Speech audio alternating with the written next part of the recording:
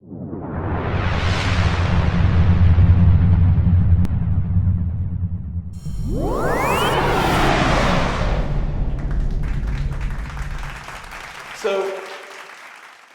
my life as an educator actually begins in Cajon Valley when I was 18 years old. And I have to thank a couple people. They're not here in this room, but they are probably some people. Some of you may know. The first one is located right here. This is my Aunt Ann Mason. She is the one who, when I was 18 years old and sitting there thinking to myself, maybe I should start thinking about, being a teacher, said, if you want to be a teacher, start working with kids. And she was working as a PE teacher at Emerald Middle School and basically said, hey, we've got this club after school. It's called Sports Club. You're a sports guy. Why don't you get in there, start coaching, start working with some of these kids.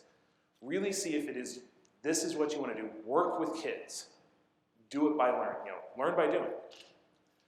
And so she set me up with this gentleman here who is Wally Yakel. He's the PE coach currently at Las Cochas Creek. If he knew I was using this photo, he'd probably be a little angry because it's the only photo of him I could find. He's done a good job of keeping himself off Google.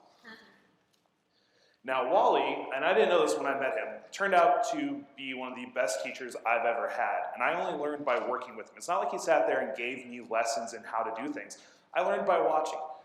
And I worked with him for 7 years. He turned into probably still one of my biggest influences in the classroom. I still find myself looking at a classroom quietly,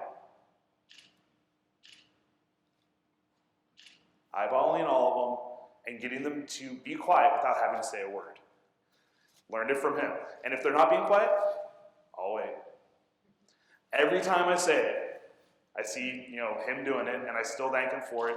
Every time that we've played the Las Cochas Creek here, I go up and I talk to him for 10, 15 minutes because he's been a huge influence. And I have to thank these two people specifically because they're the reason I'm back up here. I learned what it was to be a teacher here in this district. In 2006, I graduated from San Diego State University. My aunt once again said, you really sure you want to be a teacher? I'm like, yeah, I'm pretty sure. She's like, all right, come sub. Come be a sub for us. So in 2006, I passed the CBES, checked to see if I had a pulse, passed with flying colors. And I became a sub. November 2006, first job, Montgomery Middle School. Yeah, I learned by doing. That was definitely a sink or swim moment. Walked into a classroom, and they're like, okay, you need to take roll. Wait, what? Take roll? Yeah, here's the list with all these names. Okay, I'm just going to figure out what I'm doing as I went. And over the course of 2 years, I figured out what it was, at least to manage a classroom. I didn't know how to lesson plan or anything like that, but I knew how to manage. And so in the spring of 2008, I'm like, you know what? I'm good enough to become a teacher. This is what I really want to do. There were days that I went home wanting to cry because the kids were so mean to me, and I curled up in a ball on my couch, and my friends would walk in and go, dude, what's wrong with you? Anybody who's been a sub knows exactly what I'm talking about right now. And spring of 2008, most people in this room should know exactly what was happening in terms of hiring teachers. It wasn't happening. They were pink slipping teachers. Spring of 2008, they pink slipped over 1,000 teachers here in San Diego County. And here I am going, I don't have a credential, but I'd like to do the alternative thing. No. So nobody's hiring, and the option was take a desk job in some cubicle that would probably, I'd hate, or do something I'd always thought about that was a little bit different. I went to Korea. These two people here, once again, looked at me and said, why are you still here? You're not going to get a job here. Get gone. So, having absolutely no clue anything about Korea, no clue, I knew there was something called kimchi. I knew there was some language. I had no clue how to read or anything like that. I show up in Seosan, South Korea, which is, for Korea, the middle of nowhere. It's a small town of 150,000 people.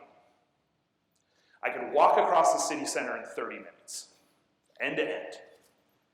150,000 people all on top of each other, and I ended up in a school called Sodong Elementary. Yep, not showing up, okay. So here's me with some of my first round of kids, Sodong Elementary School, and this school changed everything. Not because when I showed up there everything was amazing, but because when I showed up there, it wasn't. When I showed up there, I didn't know that the next 5 years I spent teaching these kids, teaching at this school, was going to change everything I wanted to do as a teacher. I had no clue that was going to happen. I'm grateful it did. So once again, the reason I'm standing here. Now, why is there this need to change things? Why did this change everything? Well, it has everything to do with, hopefully, the clip we might be able to see here.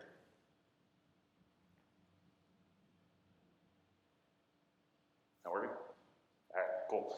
Not working. So it was a clip from Dead Poets Society, the one where they're, they first see their teachers on that year, and the part in there that really stuck with me, the reason I want to show it, was the part where they're learning Latin. The teacher is up there and he's saying, repeat after me.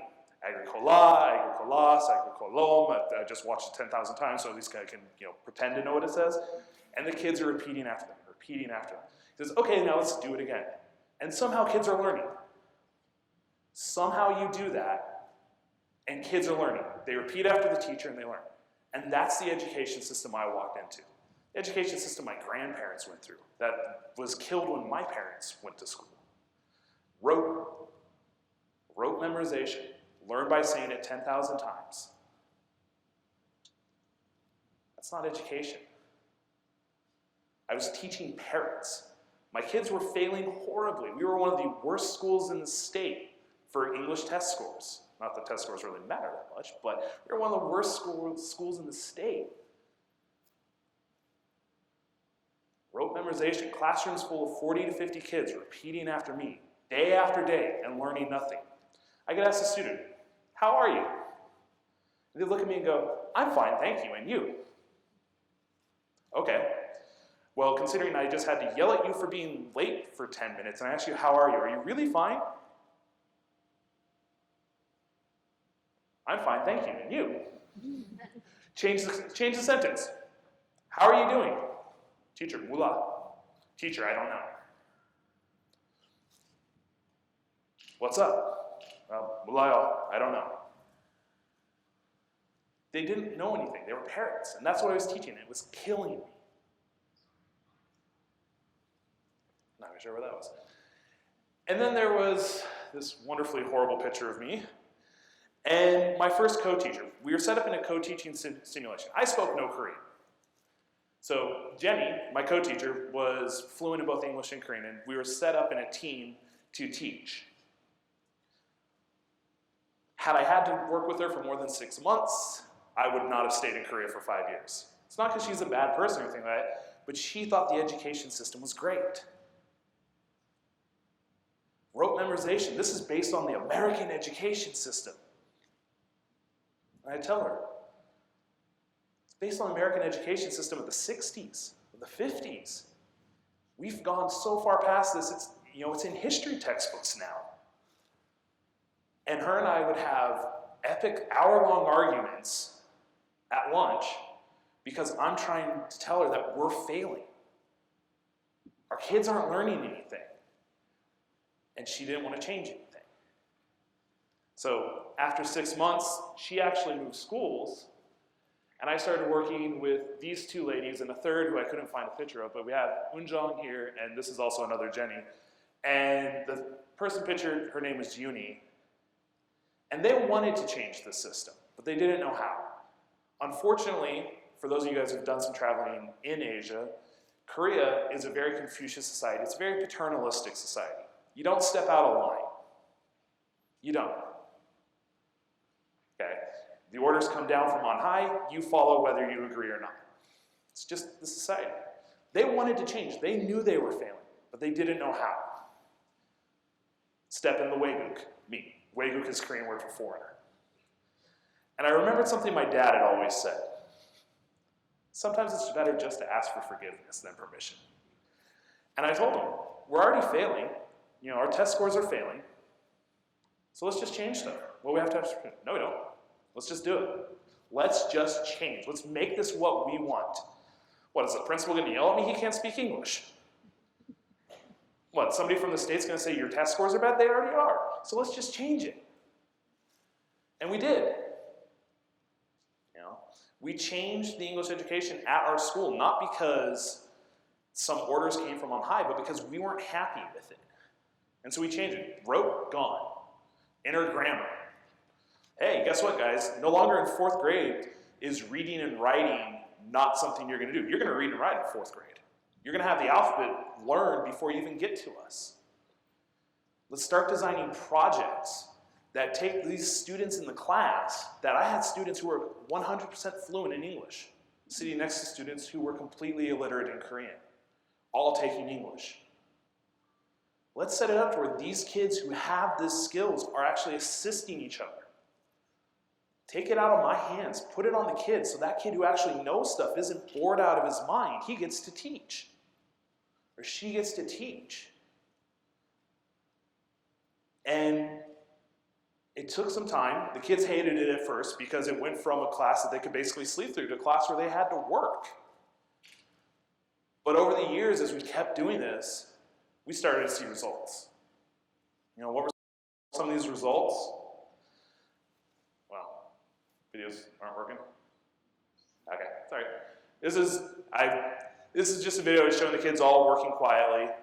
And what are some of the results? Well, our test scores improved to the point where they were the best in the city. Proved to where we were high level in the state. And the pictures aren't working either.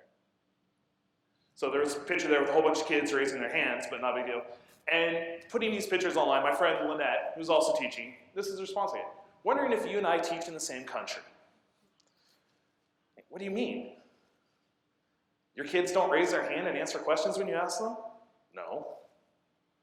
Down here, Christina, to get a picture like that of my students, you need to be asking, who wants ice cream? And you'd also have to clear off all the trash. And it was here that I realized that maybe we were doing something different. Maybe we were doing something that was, you know, I don't know, innovative, special. But it didn't feel like that. I was just trying to make things better. And it wasn't until my co-teachers got recognized, the 3 ladies I was working with, they started working with the state to improve English education because apparently a report had been written that showed that we were doing good things. And then we held a competition within the state that I lived in that was all the foreign teachers basically saying, what do you do to improve English education? How are you improving English education? Because the words I had gotten from our head honcho, the state supervisor of education, said the way we're going to get the kids' test scores up is memorize the textbook. I wish I was joking with it. That was an actual order from the state. Have your students memorize the textbook because that's how they'll get better scores. And so I showed up to a contest where there was about 13 speakers that had been selected out of a couple hundred entries. And everyone who walked up there was saying, you know how I make my kids do well? We practice. We'd use the textbook, and that's it. They just do it again and again. Drill and kill, drill and kill, drill and kill. And that's how we do it. And I'm standing up here basically delivering kind of the same talk I am right now. I'm like, no, my kids do projects. My kids work together. Here's video of it. They treat it like a class. It's not just something they have to go do. Ended up winning the contest, got $300 for it. Not bad. Was really surprised that somehow I won, because once again, it's not like I was doing anything extremely innovative or special. I just wanted to make a difference. You know, here was an example, once again, and this is just a group of kids. Actually, the student right here in the middle, he lived in Albuquerque for 3 years. He'd show up and we'd have great conversations for hours on end. Working with students here who were functionally illiterate, could not speak English. And this group was actually singing In the Jungle from The Lion King, or whatever the song is. And it was just, it wasn't anything rigorous or anything like that, but it was kids participating, singing in English, having a good time, and learning in that process. And this is how it changed everything. Is I had to do this for 5 years, not because it was anything that I was forced to do. I loved it. I loved working and changing education. And it's led to everything here. You know, it's again another quote here. Awesome, I always wanted to do that with my students, but I figured they'd hate it. Maybe not, though they were talented, as are you students. All it took was the courage to say, hey, why not? Why not try? So what if they hate it? Why not? And this is how it changed everything. I realized that if I wanted to be the teacher I wanted to be, I had to be the agent of change. I'm not waiting for orders from the superintendent. Sorry, sir. I'm not waiting for orders from the state. If I want something, I will be that agent of change. Because I believe that what I'm doing is important for the kids. I have a nice quote from Mr. Obama here. Change will not come if we wait for some other person's or some other time. Oh wait, there's this down there. We are the ones we've been waiting for. We are the change that we seek. And I feel that really does resound with what we're trying to do here in Cajon Valley. We need to be the change. More importantly, quote Mr. Socrates here, the secret of change is to focus all your energy not on fighting the old, but on building the new. I'm not worried about those who think what I'm doing is wrong, unless it's the superintendent. But I'm not worried about that. People are going to look at what I do and sit there and go, oh, I could never do that. Great for them. Have fun doing what you've done. I'll be over here trying something new, trying something different. And all of this is because I had to do it. I learned by having to do it, not because I read it in a book. We are the agents of change we seek. We are the people here who need to be making these changes, because if we wait, by the time that change comes, we'll probably not be teaching anymore. Thank you.